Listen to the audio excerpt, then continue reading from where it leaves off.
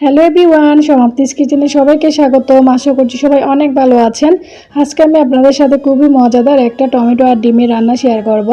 তো দেখতে পাচ্ছেন, প্রথমে আমি এক ফ্রিজ থেকে বক্স বের করলাম, আর এই বক্সে আমি টমেটো রাখি যাতে অনেক দিন ধরে ভালো থাকে।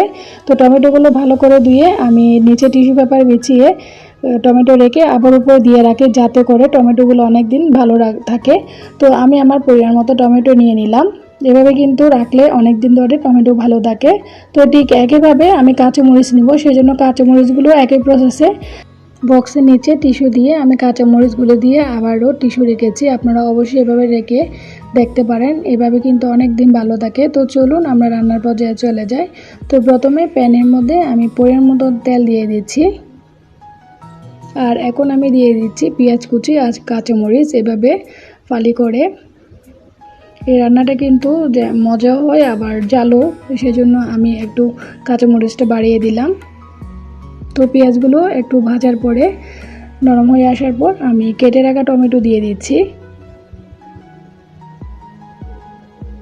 তো টমেটোগুলো দিয়ে আমি একটু রান্না করে নিব।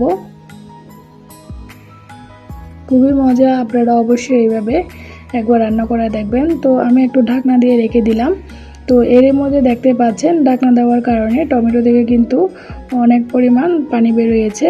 তো আমি চামচটা দিয়ে একটু এভাবে টমেটোগুলোকে ভর্তা করে নিচ্ছি। আর এখন আমি দিয়ে দিচ্ছি পরিমাণ মতো লবণ, দিয়ে দিচ্ছি হলুদ গুঁড়া আর মরিচ গুঁড়া। তো সবগুলো দিয়ে আমি মিশিয়ে নিব। আর মিশানোর পরে আমি আবারও ঢাকনা দিয়ে দিচ্ছি।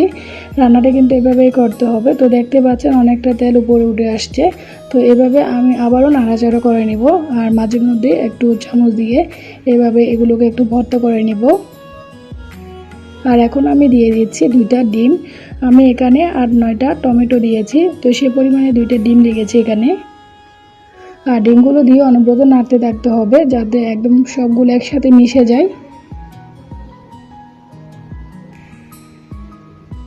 খুবই মজাদার, আপনারা অবশ্যই এভাবে একটা রান্না করে দেখবেন। তো কিছুক্ষণ রান্না করার পরে আমি আবারও একটু ঢাকনা দিয়ে রেখে দিব। তো ঢাকনা দেওয়ার পরে দেখতে পাচ্ছেন আবারও কিছুটা তেল উঠে এসেছে। তো একটু নাড়াচাড়া করে এখন আমি এখানে দিয়ে দিব ধনেপাতা কুচি। আপনারা অবশ্যই গরম গরম ভাতের সাথে এই ডিম আর টমেটো রান্নাটা অবশ্যই একবার করে দেখবেন। আশা করছি আপনাদের খুব ভালো লাগবে। তো আশা করছি ভিডিওটা আপনাদের কাছে ভালো লেগেছে। যদি ভালো লেগে থাকে তাহলে অবশ্যই লাইক দিয়ে সাথে থাকবেন, আর সবাই অনেক বেশি ভালো থাকবেন।